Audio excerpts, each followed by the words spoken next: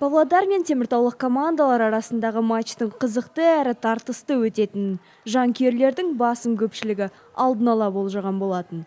Біздің спортшылар үшін жарыс сәтті басталғанымен Теміртау қаласының мамандандырылған балалар жасөспірімдер олимпиадалық резерв мектебінің оқушылары жеңіліс табады деген ешкімнің ойында да болмады. Ойынның алғашқы кезеңінде жерлестеріміз тартысты ойын көрсетіп, есепшоты бойынша да алда тұрған болатын. Бұл жеңіс көрермендер мен жанкүйерлерді шабыттандырып, біздің қыздардың да бірінші кезеңнен кейін жеңіске деген сенімдері арта түсті. Қарсылас команданың жаттықтырушысы жарыс барысында теміртаулықтармен ойынды тоқтатып, командасына біршама түзетулер енгізді.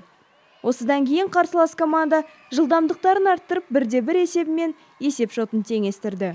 Кеңес одағының және Қазақ Совет Социалистік Республикасының еңбек сіңірген жаттықтырушысы Валерий Елисеев өз командасының ойына көңілі толмай, спортшылармен үзіліс уақытында жасалып жатқан қателіктер жайында сөйлесті. Жаттықтырушымен әңгімелескеннен кейін жерлестеріміз жігерленіп, есепшотын тағы арттырды. На этот турнир нам поставили задачу оказаться в призовых местах. Бұл чемпионатқа біз жеңіске деген үмітпен ғана келдік. Қарсыластарымыздың мықты дайындықпен келгендігі көрініп тұр. Осы уақытқа дейін дайындығымыз құр болмай, жаттықтырушымыздың үмітін ақтадық деген ойдамын. Жанкүйерлерімізге үлкен алғыс, олардың да осы жеңіске атқарған үлестері мол деп білемін.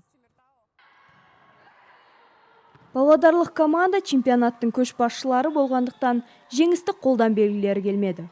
Ойынның екінші кезеңінен кейін 2-2 есепшоты тағы да теңесті. Чемпионат ережесіне сәйкес шешуші 5-ші ойынды 15 ұпайға дейін ойнайды. Павлодарлық волейболшылар бұл мәселені кейінге қалдырмай, жанкүйерлеріне жеңіс сыйлаймыз деген нақты шешім қабылдаған болатын. Ойын соңында біздің жерлестеріміз ойын барысында да, шабуылдарда да көптеген қателіктер жіберіп, қарсыластарға жеңісті қолдан беріп алды. Осылайша есепшоты 3-2 павлодарлық команда жеңіске жетті.